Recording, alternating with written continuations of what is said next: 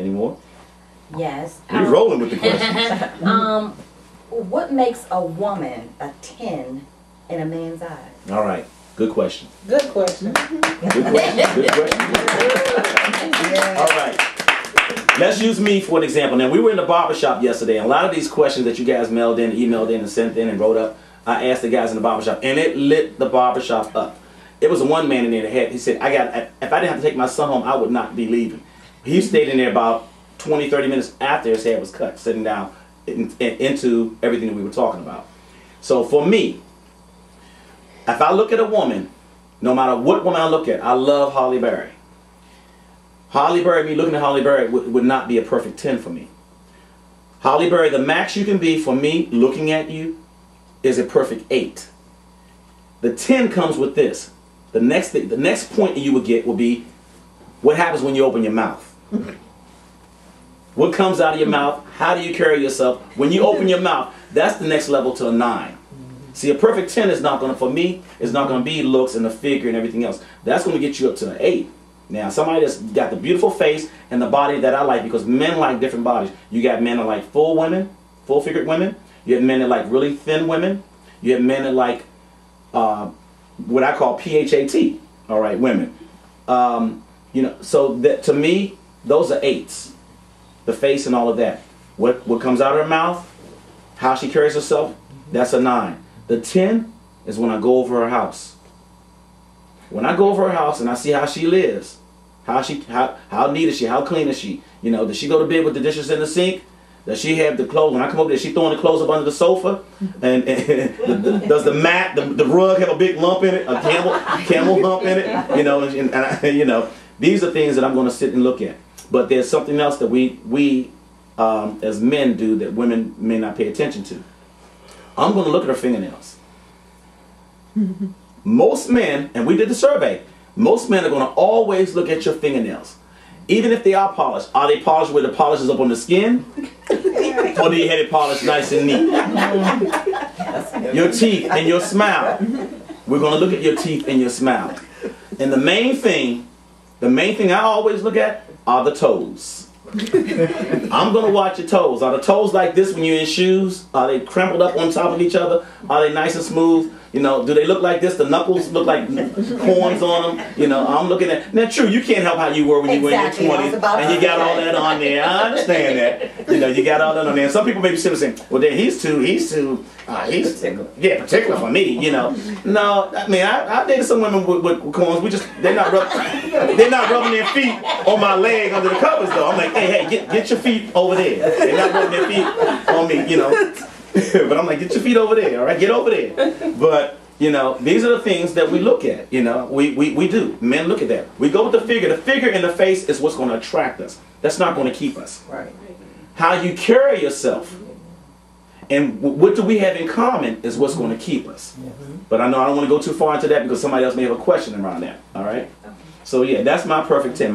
That's how I judge my perfect 10. And I have seen a lot of perfect 10s. Okay? Give her a big hand.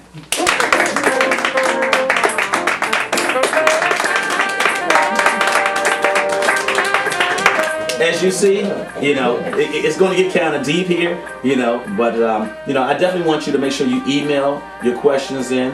At the end of the show, we'll have a number where you can call, you know, and let me get your questions. Send your comments in. You know, we don't have to get nasty with each other. If you don't like something that somebody said or what I said, my response or someone else's response, remember, this is just as we see it. We want to hear how you see it. All right? Who's next? Come on.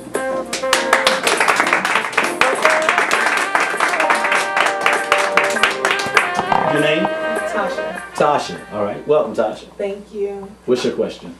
Well, my question is, can a man love you and not have sex until marriage? Can a man love you and not have sex until you're married? That is love. If he's with you and you're not going to have sex until you're married, if he can do that, and you making sure that those weekends are spent with you, and he hasn't. Now we're keeping this real. That's right. Okay? That's right. Those weekends are spent with you, and you're not giving him an out, and he's not trying to get an out to be with somebody else, to have his needs taken care of. If he's really putting on hold his needs and his desires, and he's not a virgin, then yeah, he really loves you. Because once we've gotten a taste of it, when I was a virgin, and I lost my virginity at 16, when I was a virgin, I didn't know what it was about. I didn't miss anything. But once I started, it was like I was addicted. And it was something that I did not, I mean, I enjoyed. I didn't want, well, my first few experiences wasn't enjoyable. All right.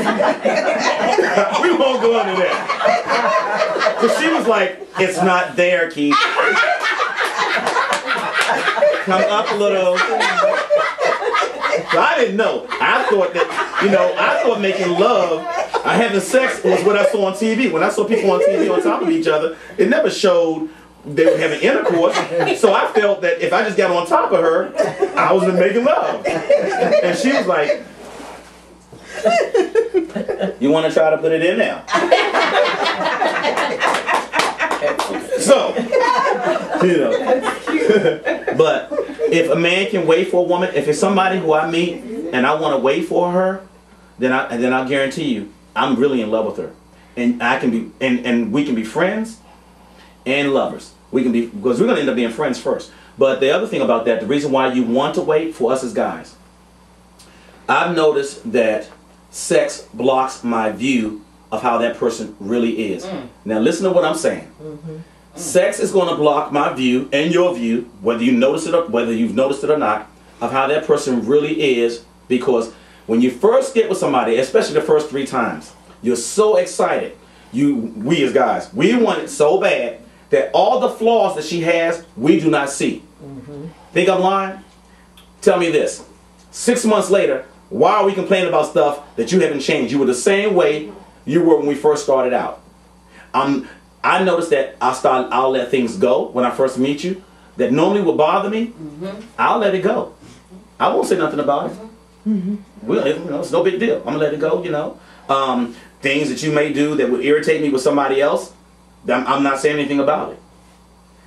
That sex blinds you from the problems that she has, or her attitude and everything else. We're so focused, we as men, we're so focused on getting it that we don't see anything else. It's 2 things, and then we did the survey. My wife was in the barbershop yesterday, and as a witness, I'm so glad she was a witness to this Saturday. 2 things that a man will say when he see a woman, and it depends on how you're carrying yourself. He's going to either say, man, I'd really like to get to know her, or he's going to say, I'd really like to hit that. Believe it. If there's a man out there telling you, no, that's not true, he is lying. Every man has 2 thoughts. He's going to have 1 or 2 thoughts when he sees you. I would like to hit that, or I'd like to get to know that. What's the difference, Keith? How you portray yourself. If you put sex in my mind when I see you, based upon how you're dressed, if I'm seeing all of this, you coming up and your buttons down here when I'm seeing you, the first thing I'm going to sit in tight jeans, and you're not leaving anything to my imagination. The first thing I'm going to sit up there and say is, wow, I wonder how it would be to be with that, or wow, anything in that realm, I'd like to hit that. If she's coming dressed like you, nice and neat, you ain't got to show all this. And now I'm not saying you got to dress like a nun and a priest and everything has to be up here all the time. I'm not saying that. But I'm telling you the truth about this. How you dress, how you throw that bait out there, that's going to determine what type of fish you get. That's going to determine the fish you get. So if you don't want me thinking sex, like one of the questions, and I don't want to get too far into it, one of the questions is, how should I dress on a first date? If you don't want my mind going on sex, then don't give me that in front of my eyesight. You can look sexy and look classy without showing me this. Okay? You have to do something different than other women. Most women always want to try to show something to pull a man's attention. If there are 10 women out there in the audience, all have on a white shirt, and one has on a black shirt, who am I going to notice? The one with the black shirt. The one with the black shirt. You have to do something different than everybody else. You can be classy and sexy at the same time. You don't have to be, and I'm not saying you're looking like a slut if you're showing a little bit of cleavage. I like cleavage, don't get me wrong, I like cleavage. But think about it, it's kind of funny that most of us, most men, yeah, we're cracking on the ones that's showing us all this. Once we get you, when we get married, we're like, baby, you need to button that up. That's right. That's right. You need to button that up. So, She didn't need to button it up when she was dating you, when you first met her. You didn't walk up to her and say, hey, baby, I like you, but you need to button that up. You know, so you know it makes a difference. Things change, but I don't want to get too far into this because I don't want to go into somebody else's question. You know, but yeah, he can. If I'm going to be with you, and we're going to wait to have sex till we get married, that's true love. And I'm totally focused on whether or not we can make it or not, because I'm really going to be able to evaluate your personality, how your habits are, and if we really make a good match. And you're going to be able to do the same thing for me. Your temper, you know, when you get an attitude, how fast do you come down? Do you carry it the next day? Do you sleep overnight with it? You know, or do you say what you have to say, like me? I'll say what I have to say, and I'm telling you, an hour later, it's over, because I said what I had to say. I don't believe in harboring what I feel, holding back what I feel. I believe in being tactful when I say what I say, but I'm going to say what I have to say. And then after that, you know, why hold the anger? I can get into an argument with you, and we got a date tonight. And if we're going on that date, if I made plans to take you out to the movies or to dinner, we're going out to the movies or to dinner. You did something I didn't like, but we got into it this morning, it's over.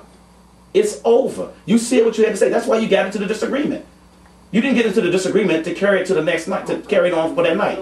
That's why I tell couples have a big problem, because they run into mixing things that don't have one thing with another. That's right. You and I having a disagreement about something in the morning because you went somewhere, you spent more money than you were supposed to spend that I gave you, you know, and you came back, should not mean that when I get on you about that, when we get ready to make love tonight, you're like, no, he had an attitude. Now you want to touch me? You had an attitude. Now you want to touch me? Whoa, don't mix our sex life with that problem. That was a whole separate problem. Let's deal with that issue alone. It has nothing to do with sex. And I'm not just putting sex in there. Don't mix that with the fact that we're going out to dinner tonight. I'm taking you out to dinner into a movie. We're still going out to dinner into a movie. We had that issue. It's over with. Let it go.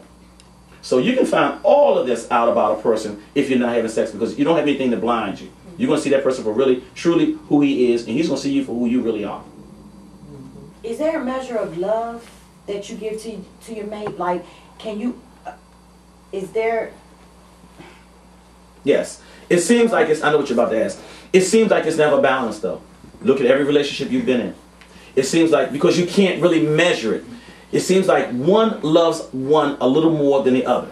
It seems like that. But I'm telling you, as sure as there's a God, God has made it so, you know what? You stay prayerful, that every now and then, he'll reverse it. He'll let that person, that other person, at least it's happened for me, he'll let the other person see how it feels to be so more into you. Mm-hmm. And then when I got a little cocky with it, he reversed it again. He's like, okay, now I'm putting you back down here. So now you're more into her than she is into you.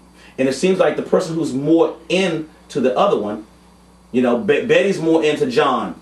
Betty is real sensitive. She's trying to do everything to make everything right. John is more laid back. When John starts sensing that he's losing Betty, John gets on his P's and Q's. All right, John's feeling starts coming up, and he starts getting more into Betty. You know, sometimes you got to play yourself. You have to weigh it and say, you know what? Let me pull back the reins. Okay, let me hold back a little bit. Even if you really can't hold back, show him that you're holding back. It's a fake, but you're showing him that, you know what? I'm holding back. I'm not so pressed. It's not games. It's to make sure this thing tries to stay balanced, and you can pull him up to where you are. Or better yet, try to have a conversation with him first. Find out what he's feeling. A lot of times, we as men, early in the relationship, we're going to tell you what you want to hear. So you're really not going to get the truth. Because think about it, we're not going to sit and say, well, really, I'm not that much into you now, but it's going to grow. It's going to grow. We're not going to tell you that. You're going to be like, well, you're not that much into me now. You'll get this later on. Right. And brothers aren't like that. They're like, no, baby, yeah, I really like you. I'm really into you, you know. And this is just being true. Just being true. So if two people are loving each other, why do people cheat? All right, we'll get to that question. We'll get to that question, because I have those over here. Why do men cheat? And I have a man that said, why do women cheat? So we'll get to that, okay?